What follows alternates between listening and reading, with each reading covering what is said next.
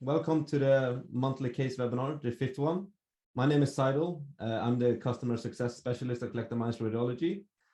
First and foremost, I would like to thank all of you who have provided feedback and, giving us, some tips and tricks on what we can do differently to, provide more value to you as a participant.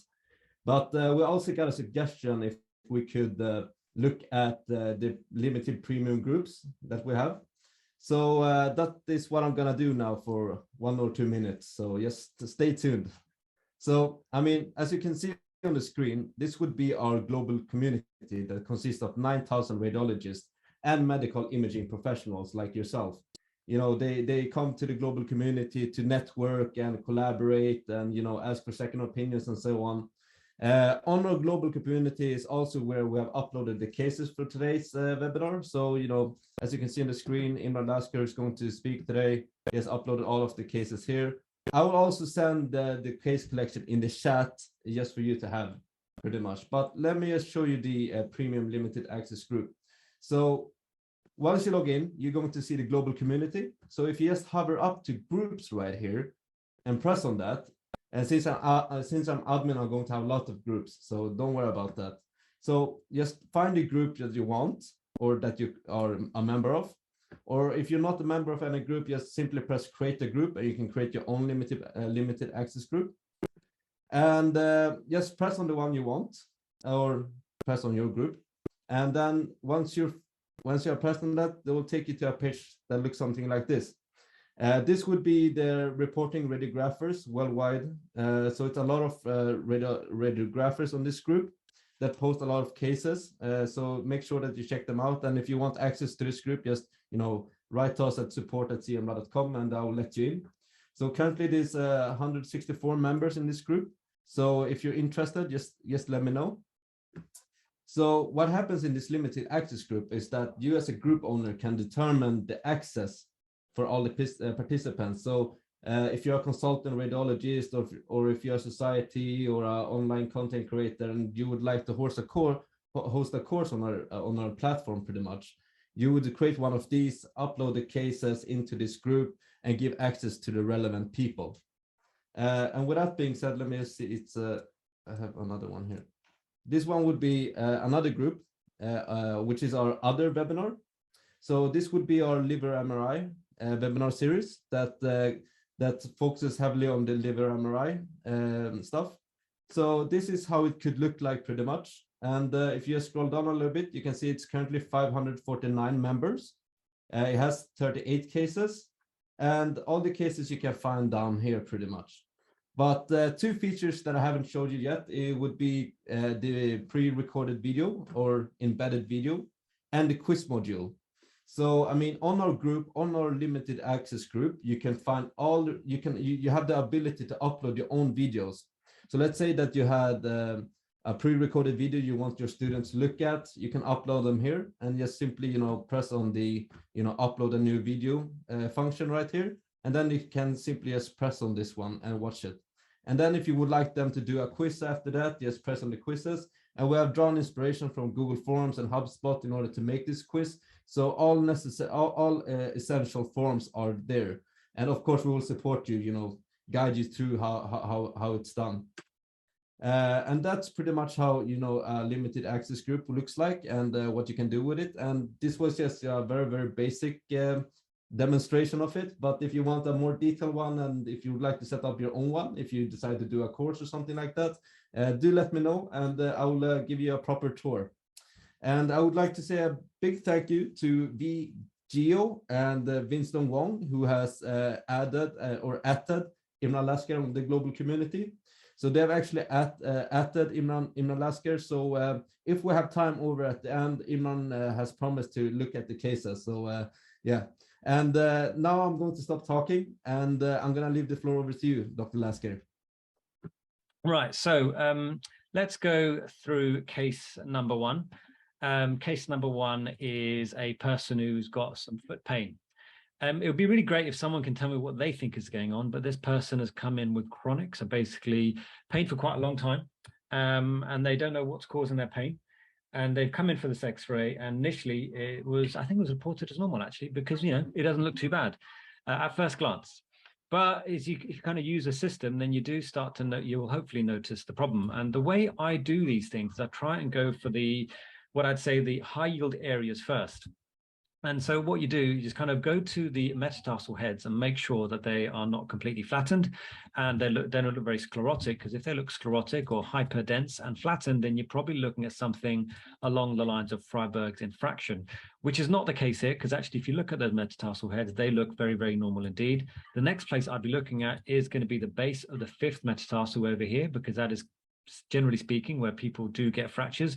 This situation, we can't see a fracture here. That looks very, very smooth, not much in the way of soft tissue swelling. Some of you may have noticed this little area over here and you're thinking, okay, mate, how do I know that that's not a fracture?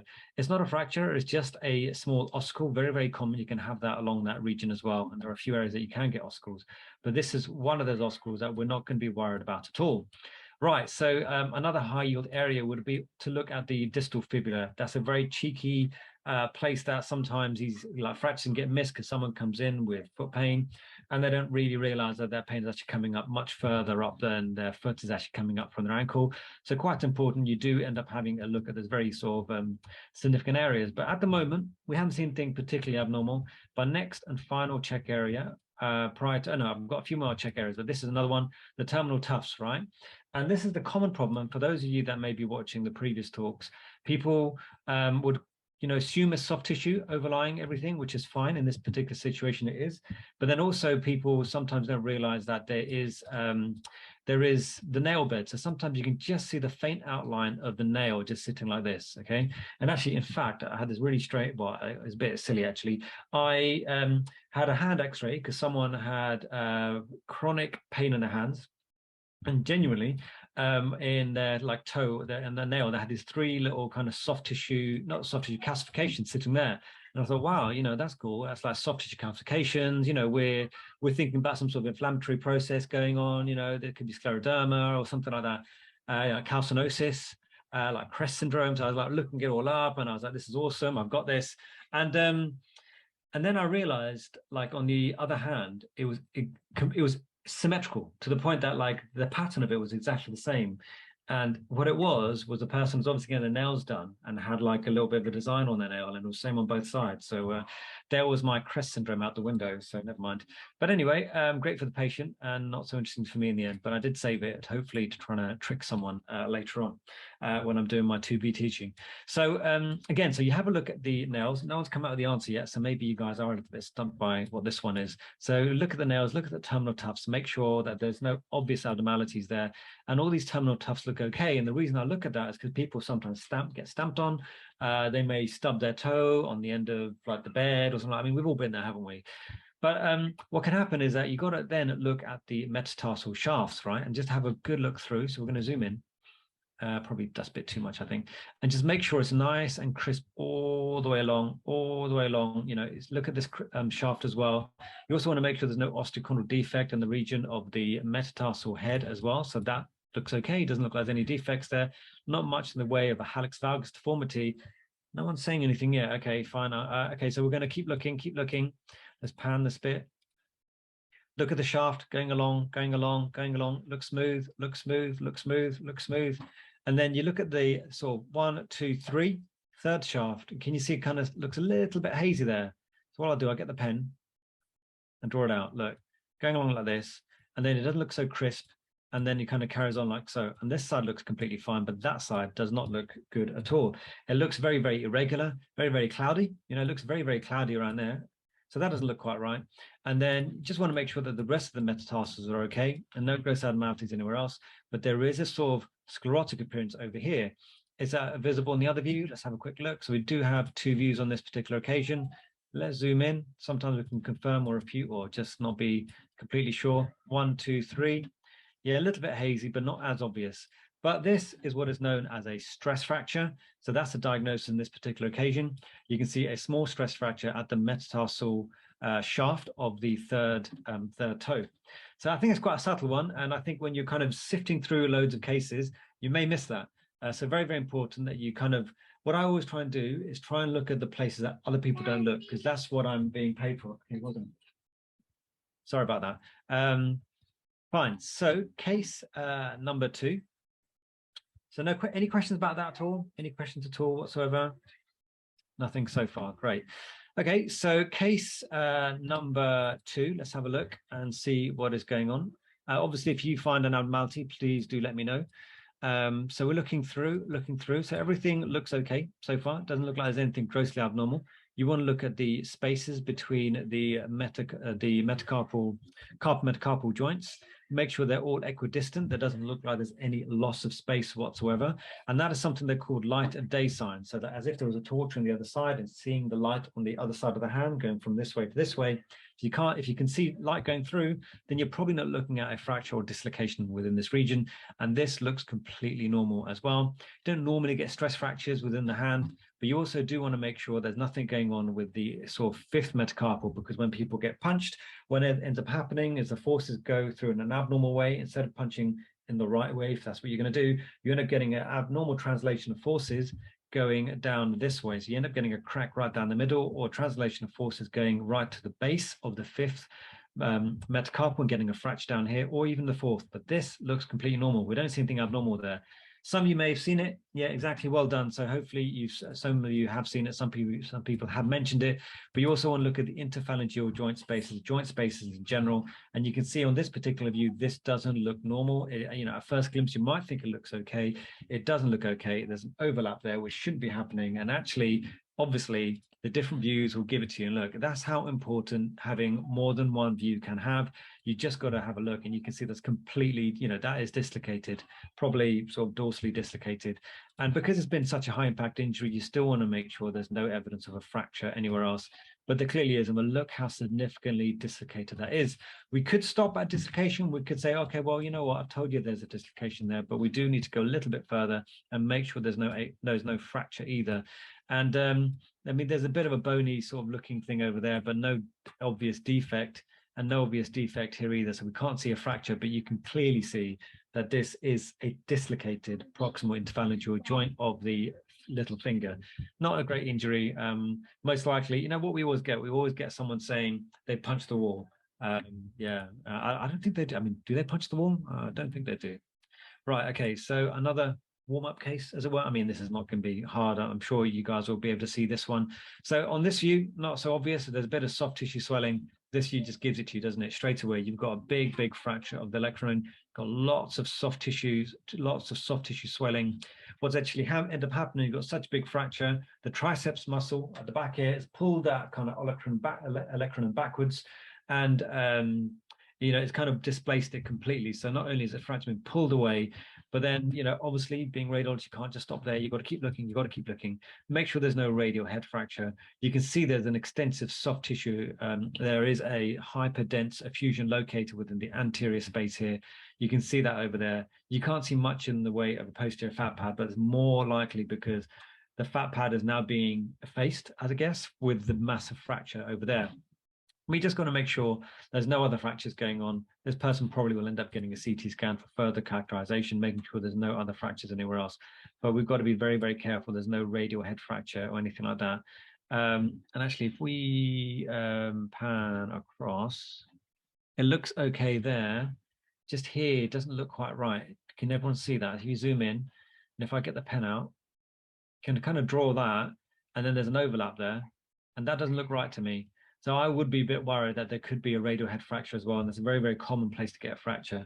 So of course you've got the obvious fracture, but like I said, you've got to keep looking. You've got to make sure that there's no other fractures. And with a high impact injury such as this is going to be likely, isn't it? I mean, most likely they're going to have a radial head fracture as well.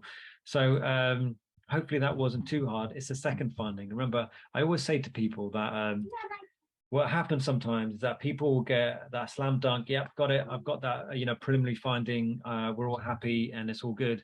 But they don't look for the second abnormality, the second problem that's going on. It's a second fracture that gets missed. So you have to keep looking, even if you found that first fracture. So let's try and do this one.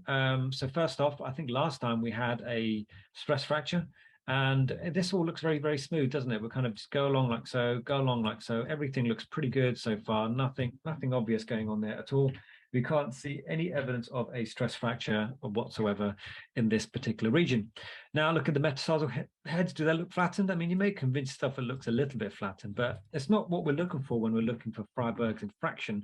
What we're actually looking for when it comes to Freiberg infraction is the increased sclerosis. And Freiberg's infraction is when you get a stress reaction, maybe because they're marching a lot and they get sort of avascular necrosis, as it were, within the region of the metatarsal head, which results in a bit of collapse and all the rest of it. And then you end up getting a very abnormal appearance to that metatarsal head. We don't have anything like that in this particular situation here.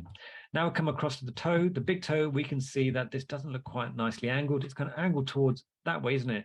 So if I drew a line, it's not going straight, it's kind of angled off that way. So this is going to be a hallux valgus leaving the midline of the body, the hallux valgus deformity. Someone has picked it up. Well done.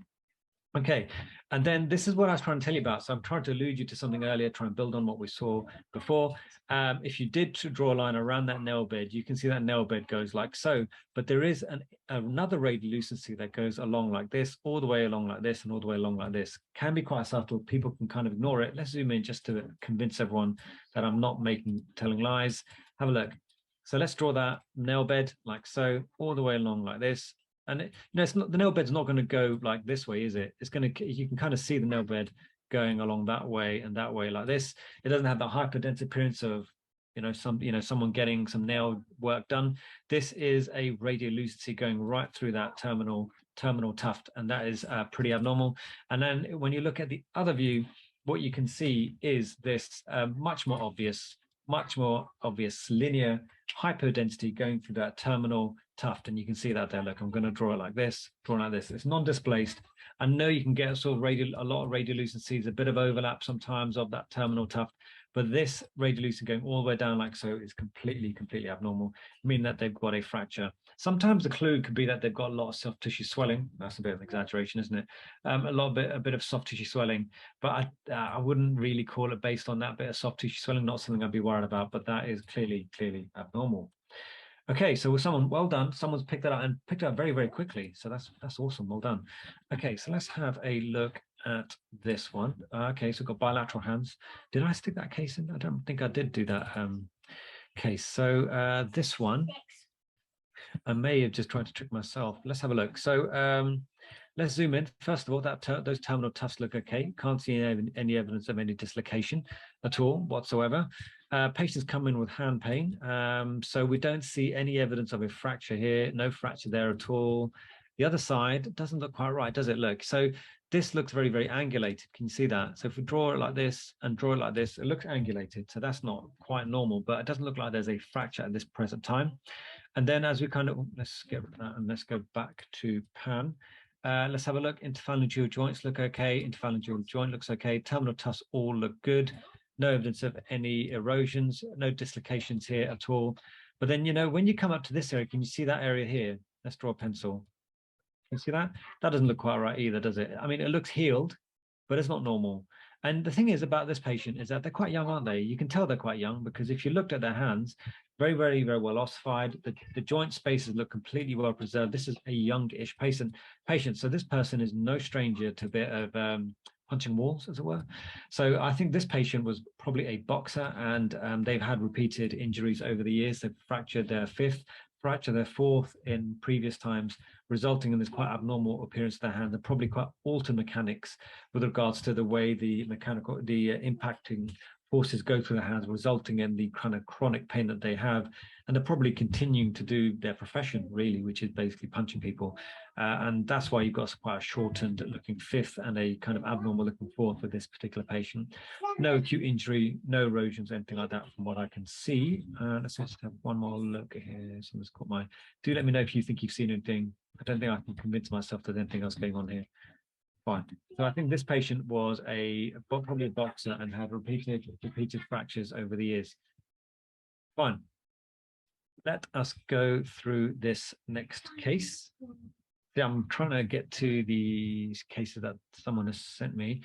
Right, so let's have a look at this one. This is a youngish patient from what I can see. I mean, they've obviously got growth plates that are sitting here. They are maintained growth plates. They're kind of, don't be baby, but they're going to be a little bit older than my kids are. The ones in the background. And then we're going to have a look at the base of the fifth. Do throw in whatever you think is going on. Base of this looks okay, so no abnormalities there. Let's look at the shafts of the metacarpals, metatarsals. They look okay, no fractures there. Yeah, someone's picked it up well straight away. Okay, so I couldn't trick you. Fine. So then obviously terminal tufts is what we've been talking about. Nail beds kind of don't look like they are in an abnormal position whatsoever. And then you've got this sort of soft tissue area over here. Can you see that? And that looks very, very swollen. Okay. Look at that sort of density of the subcutaneous fat over here, subcutaneous fat over here. Yeah, high as well. And then you've got some sort of high. Can you see how that's slightly hyperdense? I'm going to convince you of these sort of more subtle sides as time goes on, so you guys can be awesome at this.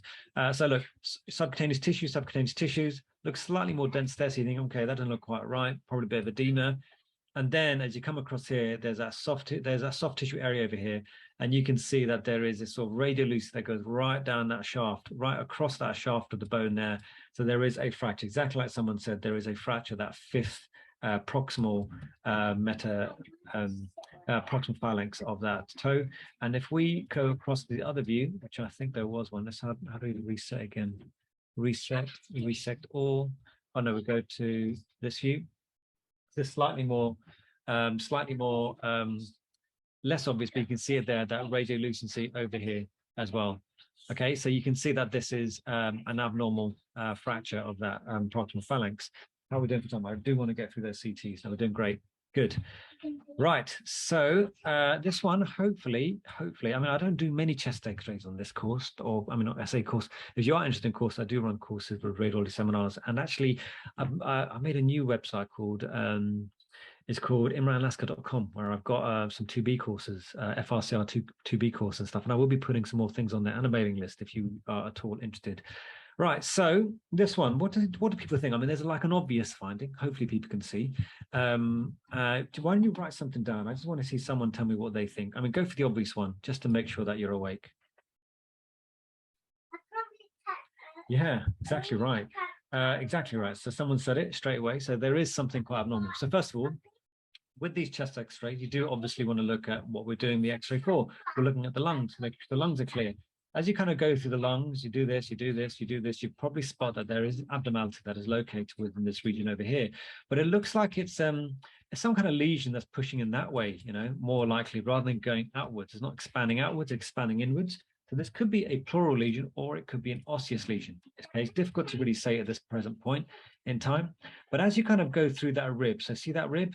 It kind of disappears, doesn't it? See that rib, maybe just about there, not so convincing. That rib's definitely there. That rib is definitely there. That rib doesn't look quite right, does it? And then, as someone has said, you can see that there is what looks like a probably destructive bone lesion that is sitting over here. Can you see that? It's not a fracture, this one, right? Because with fractures, you have like a very distinct line, very, very well demarcated borders. But this literally looks like it's exploded like that, yeah? This is not normal. This has kind of done this, something expanding within there, and there's become a fracture of the clavicle. And also you can see a lot of soft tissue swelling around here. Do you remember I was telling you about densities? Oh, hold on, what did I do there? I'm going to reset that. Sorry, everyone's eyes. Resect.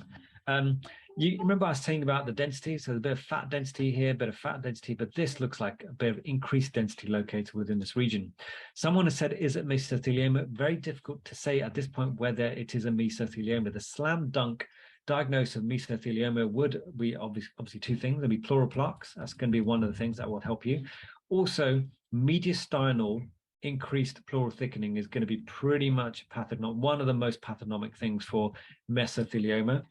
Whereas this could be pleural metastasis, or it could be osseous destruction. So this could be an osseous destruction of the bone, resulting in expansion, pushing in of the lungs here. And of course, you've got an osseous destruction over here. And when you've got one osseous destruction, you be really, really careful and make sure that you look for any other areas of osseous destruction. I've seen points where there have been fractures of scapula, destruction of scapula, destruction of bones of the humeri, and even the vertebrae. You've got to make sure there's no loss of intervertebral or vertebral height, because someone may have a reason for having a fracture within a destructive lesion within that region. So yeah, someone has said it. You'd be very, very concerned that it's going to be a metastatic lesion, because not only have you got one lesion there, you've also got another lesion there. So this person is going to need to get a CT, chest, abdomen, pelvis, probably even a head, to make sure there's no other metastasis. I think we could probably infer that this patient is a female. So metastatic lesions, female patient, destructive bone lesions, you're going to be high in the differential with breast carcinoma. And then, you know, if you can't find a primary, you're going to have to end up biopsying this and seeing what the primary actually is. But yeah, I think what most people will do is get that one, but they won't see that one. And this is what I keep saying to people. Always keep looking, always keep looking. Make sure that you looked at, once you find your preliminary finding, look for the next finding. Do not stop, because for the time being, I know some of you guys aren't radiologists, but while you're with me in this particular talk, you are all radiologists right now by the College of Dr. Lasker. So yeah, fine. So let's have a look at this one. Pediatric X-ray, they give you a bit of a shiver, don't they? I always feel a bit like, ooh, you know, I hope, first of all, I hope nothing's wrong. Obviously, you don't want to see a fracture in a child. But, you know, and also it can be challenging because at half time they don't have half the bones that are ossified in the first place. So how do you know what's normal, what's abnormal? And the way to do that is to really look for whether it's a very well demarcated border. Exactly, if someone's done it well done. So you've got very well demarcated borders of the bones all the way through. All the ossification centers are ossified as well. I mean, very, very smooth. One of the common mistakes people make is that they think that ossification centers kind of ossify from the center and then outwards, like, you know, they'll do this or something. But that's not necessarily true. What ends up happening is sometimes you get stippled ossifications off an ossification center. You have like multiple little ossification centers everywhere. And that can put people off. They think, oh, you know, there's something abnormal, but actually that can be normal for a patient. They may have multiple ossification centers. Just be aware. But anyway, their carpal bones haven't quite ossified yet. But what you can see is as you go looking around, you can see there's a little bit of a bend. They've got a little bit of a bend, like a bendy straw, like a wire. They've got a bit of a bend going on here, which is essentially called a torus fracture, because kiddies don't fracture like adults, where you just get a complete break. It's like a stalk of bamboo, and it bends and bends. But yes, you can get breaks, and normally get like a stretch and a break, or a bend and then a break. But then someone has said distal, exactly, good. So you've seen the distal radius, but come on, we're radiologists here. Got to keep looking. There's also maybe a bit of a buckle there, don't you think? That doesn't look quite right. So you've got a buckle there, which is the slam dunk, well done. But there's a little bit more to the story. You do have to be worried there could be also be a bit of a buckle of that sort of distal ulna as well. So just be careful. I'm sure some people have seen it, but that doesn't look quite right to me. That I don't have to walk away because that doesn't look smooth. It should be like this, but that kind of bows out a little bit. So I'd be saying that this can be a distal radius and ulnar fracture. Let's have a look at this one. This is an X-ray of the forearm. And, you know, these are the times when you want to be looking at whether there's like a, you know, that Manchester United and Glasgow Rangers, Mortegni, apologies if I say it wrong, or the Galizia. I always look these up, you know, sorry, I know what they kind of are. But you just want to make sure there's no shaft fracture, because these things are like a continuous ring, a bit like the mandible, right? Normally, if you do get a fracture, you get a fracture somewhere here and a dislocation here, or a fracture here and a dislocation further up. You'll normally get sort of it will act like a ring. But in this particular situation, it doesn't look like there's any fracture of that shaft. So has anyone seen anything yet? So if we haven't seen anything, don't worry. What we're going to do, we're going to zoom in and just make sure there's nothing else going on. Yeah, you're on fire today, mate. Smashing it. Good, so well done. But I do want to have a look at the carpal bones, make sure there's no fractures anywhere else, because you do want to make sure that, you know, if someone's had like a significant injury, they might have fallen onto their arm, right? So when someone falls onto their outstretched hand, the forces go all the way down, and then all the way to the end. And remember, the radius is big at the front and not so big at the bottom. So all that force that gets translated goes all the way to that tiny little radial head at the back. So very, very high risk of high impact injuries at the back there with the radial head. But you've also got to remember that there's going to be more bones than just the radial head. And so let's have a look at the radial head. Someone's mentioned it. Well done. You picked it up. So let's get a zoom going in on this and pan across. And you can see, look, that doesn't look quite right. Bit impacted, doesn't it? It looks very, very sclerotic around that region. It's not, I mean, radial head would imply be just that area over here. It's actually radial neck. So radial neck fracture in this particular situation. It's not articular surface, it's a radial neck impacted as well. And we just want to make sure that we've had a good look. You know, we've zoomed in now, that's probably the name tag, don't worry, that there's no other fractures anywhere else. And, you know, you can get scaphoid fractures, you know, you can get all sorts of like lunotriquetral scapholunate dislocations and all that kind of stuff as well, which can be missed. So you just got to make sure that, you know, if you've got free bones, as it were, to look at, you have a look at those three bones. Just make sure that scaphoid looks okay. That looks okay. Trapezium looks okay. Everything looks all right. Doesn't look like any other dislocations. So this is going to be a radial neck fracture rather than a radial head fracture. Yeah. Okay, so let's go on to the next case, which is case number 11. Oh, you're going to leave. Okay, fine. I mean, look, it'll be on recording, so it'll be on YouTube later on. So do catch up with it later, and hopefully I've given you some learning points. So this one, remember I was talking about light of day sign. You know, we have that torch going through, and you want to make sure that you can see the light on the other side. This one, hopefully you can see, but there is no light. It's gone dark. Okay, there's no torch light going through this area. It's all very, very, very overlappy. Looks very, very cloudy around here. Looks very, very abnormal. This is clearly not right, is it? You can see this is very, very abnormal, and that light of day sign is completely gone. These look a little bit short, and this should be slightly longer. The whole thing looks very, very abnormal. And if you come to this region here, you can see again sort of impacted looking fractures. So there's going to be a fracture dislocation of the second and third metacarpals. You can see that, and I suspect. So what usually happens when someone punches, when they do these fracture dislocations, it goes that way, okay? Because it's going to be too much force to go this way. You probably got your fingers stopping it. You've got other things that are stopping it. Fracture dislocating the underneath sort of palmar, it's going to go dorsal. So this is going to be a dorsal fracture dislocation of the second and third, and these are impacted comminuted. Comminuted means multiple fracture fragments. So there's quite a lot of fracturing going on within this region here. So quite an extensive fracture.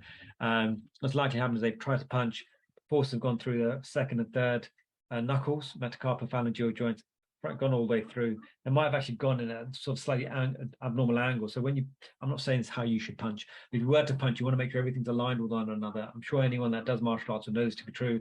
Do it at an angle. The forces of the forces of nature or the force of impact will kind of go at different, like abnormal forces will go in abnormal areas, and you end up getting the sort of like bend like that. So this person, not that I think they should be punching in the first place, but unfortunately it's punched incorrectly if you're going to punch in the first place. Okay, so let's have a look at this next case. So we're having a look at this pelvic X-ray. Pelvic X-ray looks okay so far. It doesn't look like I'm particularly worried. No evidence of any dislocation or anything like that. Everything looks okay from this point of view. The femoral heads look okay. Have a look at the actual trabecular structures. They look all right as well. But there's something that kind of struck my eye is this area over here. So what you have here is your normal line going like so, and then you've got this sort of another line that's going along like so, right? So you would be worried that if someone's come in with an impact and you've got the sort of a double cortex appearance over on that femoral neck over there, that there is more going on. There's more to the story, and you probably need to follow it up at the very least, because this doesn't look quite normal. And what you sometimes will do is look for symmetry. Is there symmetry in this? Not really, no. Like symmetry, not really there.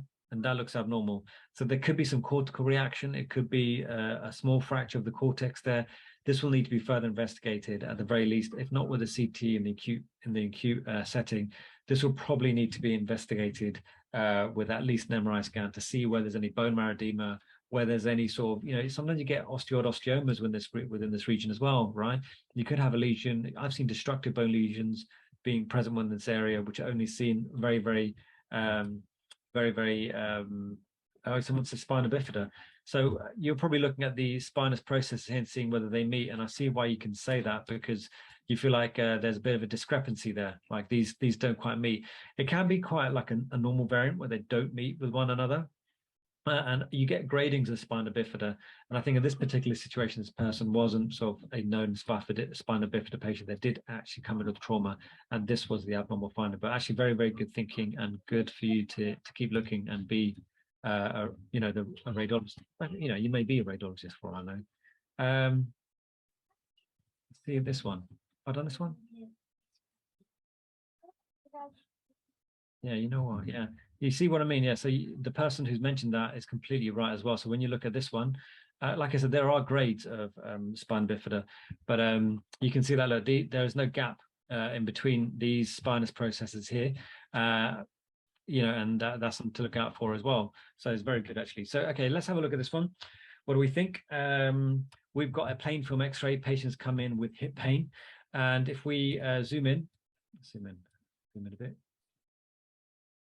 and we can see that the femoral head looks okay. Femoral neck doesn't look quite like the other one. Inferior, superior pubic ramus, pelvic brim looks okay. We're coming round, you're coming round, everything looks okay so far. All right, what's going on? Femoral neck. Okay, so then you can see the, sorry about that. So you got the greater trochanter, lesser trochanter. And then actually, when you look at this femoral head, can you see that? So someone said, is there a fracture? It doesn't look quite right, does it? Yeah, that doesn't look quite right. It looks a bit fuzzy. So let's look at that side. That looks okay. That doesn't look quite right, does it? And actually, when you look at that sort of femoral head, that looks very, very sort of radiolucent in areas. Look, radiolucent, radiolucent, radiolucent. So this could be sort of a post, you can get trauma. And then I think this patient's probably got a bit of avascular necrosis on top of that as well. But that doesn't look quite right. You're very correct to mention that there is some abnormal appearance to that pelvic brim. But again, abnormal. This patient will probably end up needing to go further, especially in the absence of trauma. If they've got no trauma, they end up getting at least an MRI scan to look a little bit further as to what's going on there. But you can see that looks very, very sort of abnormal there, doesn't it? And that sort of irregularity, that femoral head with those radiolucencies. And if we kind of compare the two, very sclerotic in appearance as well. So yeah, you probably need to investigate that further. And I suspect that either it's going to be a kind of older injury because it looks very, very well corticated, or you got an avascular necrosis going on within this hip as well. Okay, so good. So let's move on to the next one. Someone's put the answer on here, have they? Okay, so let's zoom in here. So this is a ankle. We can see that there is a calcaneal spur that is going on within this region, and that's where the plantar fascia does meet. I'm conscious of time. Okay, meets within the region over here, and so you'd always mention it. It doesn't mean they've got plantar fasciitis. It's just something you mention. You also see that they've got quite a lot of vascular calcifications, so that could infer they've got some vascular insufficiency, something along those lines. But actually, what you hopefully see is that they've got this very, very irregularly contoured region over here. Can you see that? That looks very, very abnormal, very, very radiolucent in areas, maybe in sort of periarticular kind of low density areas. This looks like kind of bitten out. So that kind of looks smooth and looks a little bit bitten out, very, very irregular around that area there. And it's within the sort of periarticular and articular place as well. Not so much in the way of soft tissue swelling there. You do feel like there could be a bit of soft tissue swelling there. The rest of the joints actually look okay. So whatever's going on, you probably are going to be thinking that there's going to be some sort of inflammatory arthrosis of some sort, or some sort of inflammatory destructive process. When you've got someone who's got a vascular insufficiency, you do have to start worrying that, maybe the diabetic, when you've got vascular calcifications, you've got to worry that, does this patient have underlying osteomyelitis? Because they're going to have neuropathic, ulcers and things like that. So you've got to think about that, maybe communicate with the clinical team, have a look on the radiograph and see whether there's any soft tissue swelling. Okay, so there could be some soft tissue swelling to say there's an ulcer over there. Can't see an ulcer there, but there is definitely something going on. And I think this was shown to be eventually, I think this was gout in the end, but definitely I wouldn't slam dunk and say this is gout. I would say that there's some sort of inflammatory process or inflammatory arthrosis going on with this region, and then raise a possibility of, because there clearly is some vascular insufficiency or vascular disease going on, whether diabetic, whether this could be underlying osteomyelitis, and recommend doing a further investigation with an MRI scan. Okay, right, how are we doing for time? Okay, we're good. We're still doing good for time, and I think we are going to get to those CT scans that people have thrown at me. Right, so history of breast cancer. Hopefully it's an easy one. So we've got this very sort of oblique view. We're looking at the scapula. We can see that wonderful wide view of the scapula like this, and going down like so. And it looks like everything is nicely located with regards to the femoral, I do that sometimes, humeral head. But then when you come to this point, it looks maybe like there's something else going on.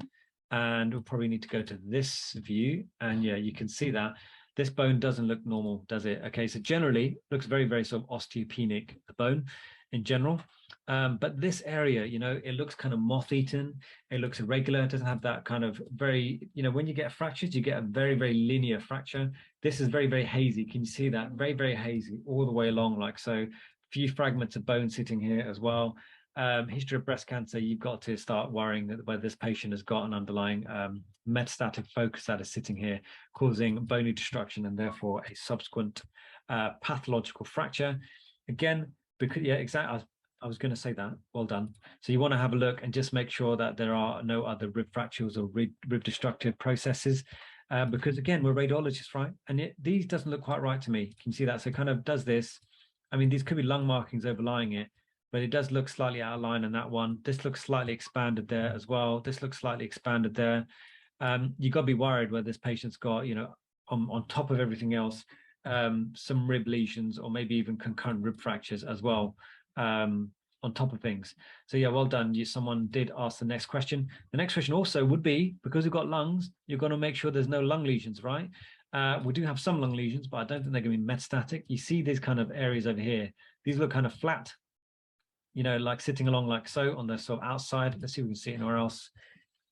Can we see any more? Not really. So with that one over there, I would be concerned, not concerned, but I wonder whether this can be like a pleural plaque sitting within that region there. So you've got a few abnormalities if you want to take things further. It's not just that fracture, but the history of breast cancer. I mean, you know, what else is going to be?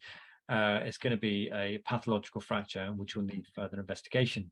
All right. So I have had, I really appreciate this, by the way, people who do throw a few kind of cases my way for me to look at and, you know, just kind of give my opinion and see what we think is going on. So this one, someone has said it is, so by the way, these are for teaching purposes only. I'm not giving diagnosis. I'm not saying this is what's going on. I'm doing for teaching purposes. I'm not giving sort of a clinical opinion or report when I do these. I want this to be a benefit for everyone and have a system when we go through this. And like I say, I really do appreciate any sort of cases that people throw that we can all hopefully learn from. So this is a young patient that come in. Well, are they young? What did they say? Let's have a look. They said they're 29, so that's young in my books. I don't know what you guys think. 29 is a long time ago for me. So then we will go through. So young patient, we're having a look through. So if someone comes with an abdominal pain, first off, you want to see and have a look and see what phase of imaging we are. Aorta doesn't look very, very bright. The portovenous system looks a lot brighter than the aorta. So this is going to be a portovenous phase image. And as we scroll through things that could be causing pain for a patient, let me just download the images while we're here, is going to be the gallbladder. You know, gallbladder can cause pain. Got to be worried about the gallbladder. But the gallbladder in this particular situation, to me anyway, while it's downloading, you can see it doesn't look particularly thick-walled. There's no fat stranding around it. There's no intrahepatic duct dilatation anywhere at all. The other thing that can cause pain in a youngish patient is going to be the kidneys. And the kidneys look okay, don't they? They don't look like they're particularly inflamed at all. They look very, very, so the fat around it look very, very clean. They don't look like they are, it doesn't look like there's any renal tract obstruction anywhere. Scrolling through, can you see that lesion there? That lesion looks a bit too low density to be a cyst. I reckon that's going to be an angiomyolipoma, angiomyolipoma of that left kidney. But again, that's a benign lesion we're not particularly worried about. Pancreas, you also look at the pancreas. Whenever we've got patients with abdominal pain, that's that feathery thing sitting right down the middle there. Doesn't look like there's very much in the way of fat strand in there at all. So we're good so far. So let's scroll through right to the very, very bottom. And you know, in real life, you know what I do? I actually do scroll all the way to the bottom, but because we're doing teaching, I always do one scroll through, look for it if there's anything, you know, grossly abnormal that flies out at me. There's nothing grossly abnormal. Then I start going through like what's causing pain, going through the bowel, all the rest of it. But as we scroll through, hopefully you can see there is a lesion sitting within the pelvis there.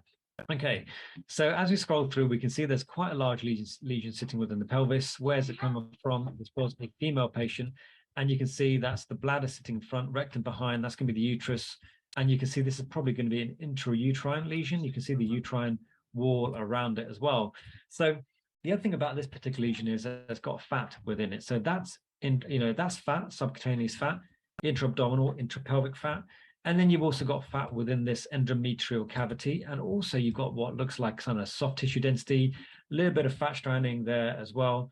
So yeah, there's lots of fat within this region, within this lesion. So some people may say, oh, well, you know what, I've got a pelvic lesion that's got fat. They might start looking for like a hyperdensity, like a tooth or some hair, because they're going to be thinking along the lines of a teratoma. But teratomas wouldn't be sort of intrauterine, right? You don't normally get that kind of thing. So actually, more than likely, this is going to be something, does anyone know exactly? So someone said no calcifications. So we're probably looking at a uterine lipo, I'm going to try and say this right, a uterine lipoleiomyoma. And you can actually get sort of a degeneration of basically a fibroid, like an intrauterine and get a degeneration of a fibroid, which would give us sort of fat, hyperdensity, pain, intrauterine lesion. So, I mean, I think that's the only abnormality that we can see here. I just want to make sure that I haven't missed anything else, because remember, when you are a radiologist, if you do a slam dunk and walk out and think you've won the game, it's not true. The game's not over till it's over. So you really got to look at the bowel and just make sure there's no diverticulitis. Follow the bowel all the way up. Make sure there's nothing else going on. I do not want to be missing an appendicitis. I don't want to be missing a bowel tumor. So we keep following. So I'm in this region over here, going up to the splenic flexure. Splenic flexure looks okay. Hepatic flexure, not splenic flexure, transverse colon across to the hepatic flexure, that looks okay.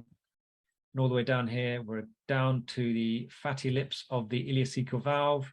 That's going to be the terminal ileum coming out there. Can we find the appendix?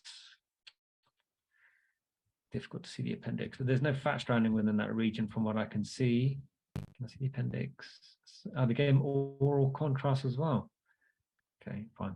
So anyway, so I think that's the only abnormality that I can see. So this is going to be uterine lipomyoma, or basically degeneration of a fibroid. And that's probably most likely what is causing the patient's pain in this particular situation. So yeah, so uterine lipomyoma, that's what I think is. I mean, that's what does me to. It's not me dermoid. You don't have a calcification, and dermoids are usually outside the uterus, not inside the uterus. So, right. So let's have a look. So next case. Yeah, so next case is a 39-year-old female, and we've got what looks like pancreatitis. So let's have a look. So I'm going to try and make that double screen, go to soft tissue window. Okay, straight away we can see there is a lot of free fluid inside the abdomen, loads and loads of free fluid, and there's also bilateral pleural effusions, bibasal collapse / consolidation consolidation because of the pleural effusions most likely. And then we're looking at the liver, and let me just download the image so it's a bit smoother when we're going through it. Is it downloaded yet? Okay, just give it a second. So again, what phase is this on? It's slightly, okay, so the aorta is slightly brighter, I would say. I would say the aorta is slightly brighter. We're probably slightly more arterial in this particular image than we would normally be when we're looking at portovenous phase. Maybe. It's not quite the portovenous phase that you would be expecting.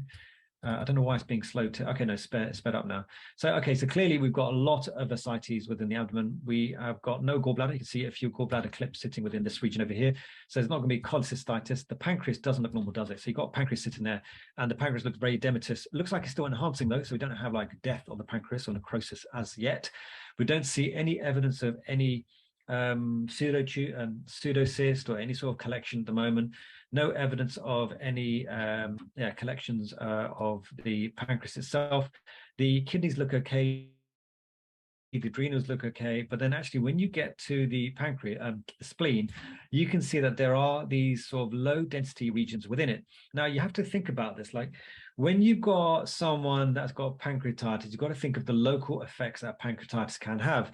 And actually very recently in the middle of an on-call, I saw that someone had pancreatitis, and not only that, this little vessel over here was kind of completely absent. There was lots of hemorrhage all over the abdomen. So what can happen is that you can get a situation where you've got inflammation of the pancreas, which starts to cause irritation of surrounding structures that are adjacent to it. And one of those structures is going to be the splenic vein. That's going to be one of the structures. So sometimes what can happen is that the splenic vein will become absent. So that's going to be this guy over here going across like so. And you want to follow that along, follow that along, follow that along, follow that along, and make sure that it goes all the way through. And so if that's non-opacified, you may have a thrombus within that region. So that could be what's going on. And sometimes you get an aneurysm or obstruction of flow of the splenic artery. So that's somewhere around here. You can keep going. I would suspect that's going to be the splenic artery. And again, you can actually see that the artery and the vein are, they're enhancing normally at this present point in time. But the thing is, when you look at this particular image, and if we go to MPR and go coronal, I suspect that in the context of what we are saying is pancreatitis, extensive ascites, these are going to look a bit wedge-like. And exactly, can you see that? These look wedge-like like this. And when they look wedge-like, that's because there's a demarcated region of thrombosis which has happened with regards to the spleen. So I suspect that what's happened as a result of the pancreatitis, you have got multiple wedge of infarcts of the spleen, and you can see that there in the inferior pole, the mid area. I would say mid pole, but you don't get a mid pole. You only get a north pole and a south pole, not a mid pole.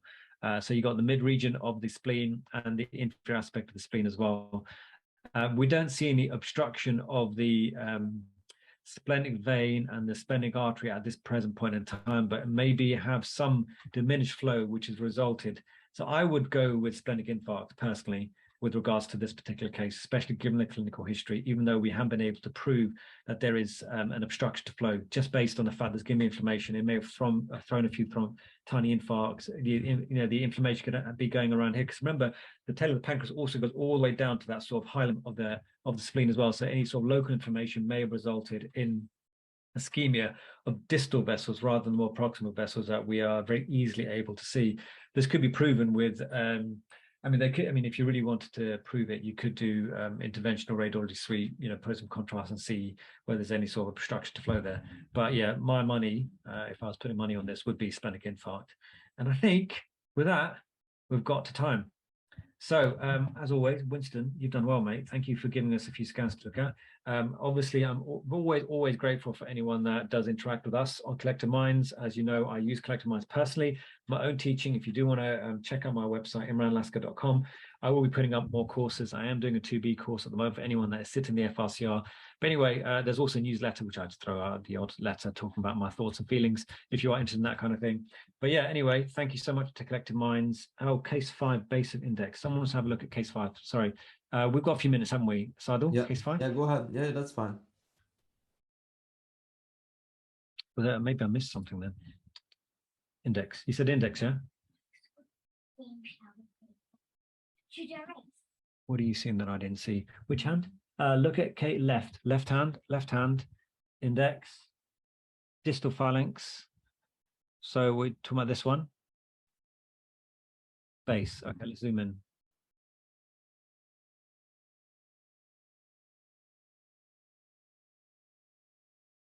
You're talking about this area over here. I can see why you think that. It doesn't quite, so if you do, I'm going to assume that you're talking about this radiolucency here, yeah? The thing about this one is I think that you can see increased sclerosis as you come up to the edge there. And I think you can see a continuation of the line over here. And you see a sort of sclerotic area over here. So I think personally that is going to be okay, but let's just go and have a look at the other side. I think it'd be a good time to have a look and see, actually let's have a look, and I may be wrong, because then we've got to look again. So it does look a bit up, kind of fuzzy there, doesn't it? Zoom in. Yeah, you know what? I think you're right. I would be concerned, because the reason why I would be a little bit concerned, which I missed on my initial run through, is just because it does look a little bit fuzzy. So if it is anything, it's going to be an old fracture rather than a new fracture, because it looks a bit kind of sclerotic there. Just when you zoom into there, it looks like there is increased sclerosis as you get to the edge, but it's that area there that would make me a bit concerned, because if you look at the rest of the terminal phalanges, they all look very, very smooth when you come to that area. But I would have to retract my initial statement when we had a look at that previous time and say that, yeah, I would be concerned that there could be a fracture there. So, Bruce, thank you for bringing that up. Cool. Okay, fine. Thank you very much, everyone. I hope that was good, going through some cases, and hopefully you all learned something. Any questions, feel free to throw them at me. As you see, I do this off the cuff and try and make it as entertaining as possible, and try and have a bit of fun with you guys. So I hope that was at least entertainment for kind of the more geeky side of us who like a bit of radiology in our spare time. Cool. Brian, thank you very much. Well done, Imran. Well done. Everyone, I can think everyone in the chat can agree with me that this was a really, really good webinar, and you do a really good webinar, so good job on that. So just following your point, if you want Imran to look at other cases, make sure that you just write at Doc Lasker on the global community. So if you do that, we can take a couple of your cases if you want to look at them like we did today. I will send out a feedback survey and your CPD certificate. So I will do it right after this webinar. So take some time and fill it out, to make sure that we can bring more value to you as participants. And with that being said, I get a question. Will this? Yes. So this webinar will be uploaded to YouTube, and all other webinars is also uploaded to YouTube. So if you would like to look at other webinars, they are posted on YouTube, and in the description we have the case collection. So as long as you are a member of Collective Minds, you can look at the cases while looking at the video, which is really good. So go ahead and do that. So in the YouTube channel, yeah, so it's in the YouTube channel for the monthly case webinar, yeah. And I mean, thank you so much once again, Imran, and thank you everyone who joined. It's nice to see that a lot of you joining. Maybe you're back from the vacation or something. So I hope you have a good rest of your day, and yeah, I'll see you on the next webinar. All right, bye bye.